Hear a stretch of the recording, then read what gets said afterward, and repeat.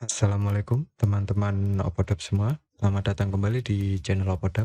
Ini adalah video ke-17 ya dari tutorial belajar Excel untuk pemula. Kali ini kita akan masuk pada pembahasan yang kedua dari tahap-tahap pembuatan aplikasi Gradebook pada Microsoft Excel. Pada tahap kedua ini kita akan memasukkan fungsi pada database yang telah kita buat pada video sebelumnya ya. Di sini Opodap sudah mempunyai database kecil seperti ini, sederhana sekali ya. Jika teman-teman belum menonton, lihat linknya di deskripsi atau di kanan atas ya. Oke, selanjutnya kita akan memasukkan fungsi. Sebelumnya saya akan menambahkan di sini nilai rata-rata ya.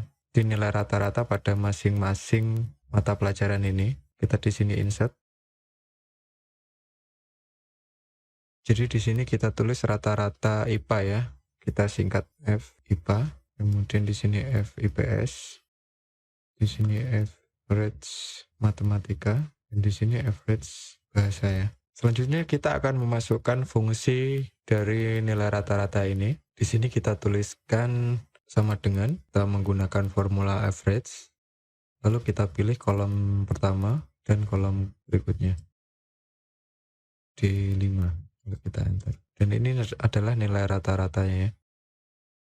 Selanjutnya di sini kita memasukkan nilai rata-rata IPS average F5 sampai dengan F6. Sorry, bukan F6 tapi G6 kurung tutup dan G5 ya, sorry G5 enter. Kemudian average matematika adalah I5 sampai J5. Dan rata-rata bahasa adalah L5 sampai dengan M5. Oke, kita copy ke bawah. Selanjutnya kita tambahkan tabel minimal dan maksimal ya. Jadi setiap murid nanti akan mempunyai nilai rata-rata, minimalnya berapa dan maksimalnya berapa, atau nilai terbaiknya ya. Di sini kita masukkan mins dan di sini kita masukkan max. Untuk rumus min, teman-teman masih ingat ya, kita tinggal menuliskan sama dengan, kemudian min, kemudian range datanya, kita pilih ya, E5, kemudian rata-rata IPS, matematika dan bahasa, kemudian kurung tutup, dan enter. Dan ini adalah nilai minimal dari murid 1. Kemudian untuk max, teman-teman juga seharusnya masih ingat, kita tinggal nuliskan sama dengan max ya, kurung buka, sama kita pilih lagi, average IPA, average IPS, average matematika, dan average bahasa, kurung tutup, lalu enter. Dan kita copy ke bawah. Dan inilah nilai rata-rata minimal dan maksimal dari masing-masing murid ya. Mungkin kita akan tambahkan tabel lagi di bawahnya. Ini untuk menghitung average satu kelas ya, rata-rata. Kemudian nilai minimal kelas dan nilai maksimal kelas. Rata-rata kelas rumusnya sama dengan yang ini, average, kemudian min dan maxnya juga sama dengan ini, namun rentang datanya berbeda. Nah, rata-rata kelas ini kita masukkan average, tunggu kita bagi dulu IPA, kemudian IPS, MTK, dan bahasa, singkat BHS. Jadi kita akan menghitung rata-rata IPA satu kelas ya, average, kita pilih rentang datanya, yaitu pada dimulai dari E5 sampai dengan E24, kurung tutup dan enter. Begitupun ini ya, menggunakan average, rentang datanya mulai dari H5 sampai dengan H24, kurung tutup enter. Kemudian MTK, rentang datanya K5 sampai dengan K24, kurung tutup dan enter. Kemudian BHS, rentang datanya N5, kurung buka, N5 sampai N24 ya berarti ya. Oke. Ini nilai rata-rata satu kelas, kemudian kita akan menghitung minimal dan maksimalnya ya. Kita copy ke bawah saja, nanti kita tinggal ganti min atau max seperti itu ya. Oke, di sini average kita ganti min. Di sini juga. Karena rentang data yang kita gunakan sama ya, jadi kita tinggal memasukkan rumus formulanya saja.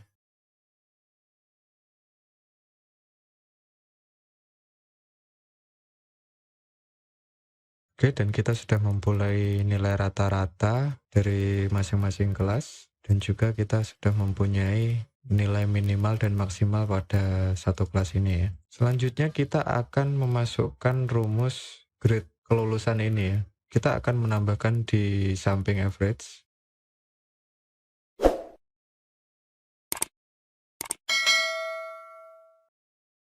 Di sini kita tulis grade dan kelulusan. Untuk lebih memudahkan, kita akan menggunakan rumus formula VLOOKUP ya, yang sudah disediakan oleh Excel ya. Pertama kita kelompokkan dulu nilai grade ini ya, tabel grade ini kita kelompokkan di sini, kita beri nama misalkan grade table. Jadi ini akan kita gunakan nanti untuk memasukkan rumusnya ya. Yang pertama adalah kita memasukkan rumus grade pada murid 1 pada mata pelajaran IPA. Kita tulis sama dengan kemudian VLOOKUP. Semoga teman-teman masih mengingatnya ya, cara kerja dari VLOOKUP. Jika belum, bisa lihat di deskripsi linknya bagaimana cara kerja VLOOKUP itu. Kita akan mencari lookup value, maka yang akan kita gunakan adalah average atau rata-rata dari mata pelajaran tersebut. Jadi di sini adalah E5 karena yang akan kita pakai itu adalah nilai rata-rata IPA di sini ya. Kemudian titik koma, tabel array. Tabel array itu kita pilih grade di sini ya, seperti ini.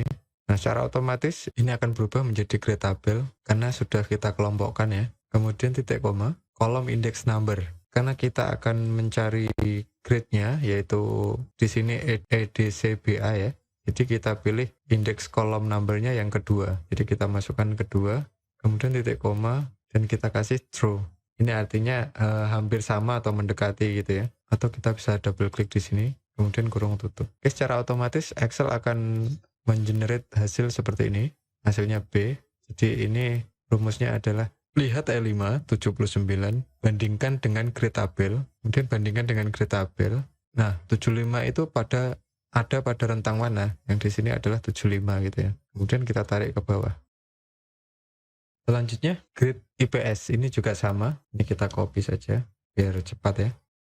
Oke, kita ganti rentang datanya ya. Kita pilih ini. Oh, sudah sesuai ya. Kita cek yang di sini. Oke, sudah sesuai. Dan ini juga sudah sesuai. Kita tinggal tarik ke bawah. Kemudian untuk kelulusan, rumusnya sama. Kita akan menggunakan VLOOKUP, tapi dengan referensi kolom yang berbeda atau tabel array yang berbeda ya. Kita bisa copy dulu di sini. Ini kita copy, kemudian paste. Oke, di sini F5 kita ganti menjadi E5 ya, karena yang akan kita pakai adalah tentang nilai dari rata-rata IPA ya. Jadi kita ganti E5 seperti ini. Kemudian grade tabelnya. Jadi ada dua cara. Yang pertama tadi kita kelompokkan dulu tabelnya dan kita beri nama grade tabel. Tetapi yang nilai tabel kelulusan ini kita tidak mengelompokkannya. Jadi kita pilih di sini seperti ini. Maka akan tertulis AA 18, artinya kolom AA dari baris ke 18 dan diakhiri pada kolom AB pada baris 22. Kemudian tombol enter pada keyboard ya. Di sini hasilnya not apply. Oh, ada kesalahan di sini ya. Ini seharusnya lookup value-nya kita menggunakan F5 ya. F5. Oke, lulus. Jadi akan kita cek di sini kalau nilainya B maka lulus. Oke ya. Kita tinggal copy ke bawah dengan cara menariknya seperti ini. Dan apa yang terjadi? Kenapa terjadi error di sini? Kita cek rumusnya kembali. Di sini sudah benar. Kemudian yang kedua, kita cek pada referensinya.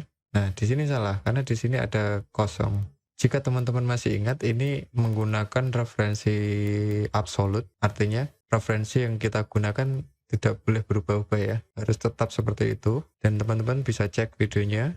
Linknya ada di deskripsi dengan judul bedaan referensi absolut versus referensi relatif.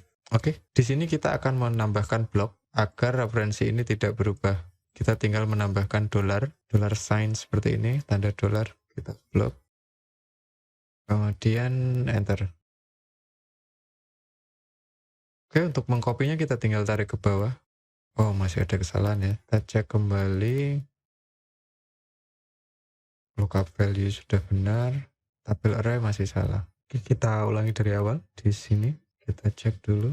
Salah ya di sini ya. Di sini seharusnya 18 dan kemudian di sini 22. Oke, kita coba kembali, copy ke bawah. Oke, yang paling bawah kita cek apakah referensinya masih sama. Di sini lookup value-nya sudah benar, kemudian tabel array-nya oke sudah benar. Jadi ada dua cara ya untuk menggunakan lookup value ini. Yang pertama kita kelompokkan dulu tabel referensinya. Yang kedua kita tidak mengelompokkan tabel ini, tetapi kita memberikan blok pada referensi yang absolut ini. Oke ya, teman-teman, semoga dapat memahami ini. Kemudian kita tinggal copy di sini, kemudian paste juga di sini. Kita cek yang paling bawah, apakah masih sama? Oke, masih sama ya. Demikian juga ini kita tarik ke bawah.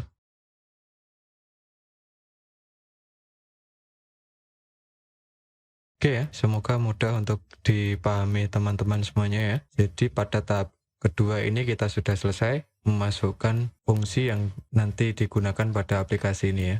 Jadi sesuai dengan tahap-tahap yang kita siapkan di sini, tahap ketiga sudah selesai, yaitu memasukkan formula sesuai dengan aturan yang telah kita siapkan. Kemudian sesuai dengan tujuan kita dalam membuat aplikasi Gradebook ini ya, karena kita membuatnya yang pertama hanya untuk mengkonversi grade huruf. Jadi nilai rata-rata dikonversi menjadi grade huruf, yaitu tadi A, B, C, D, E.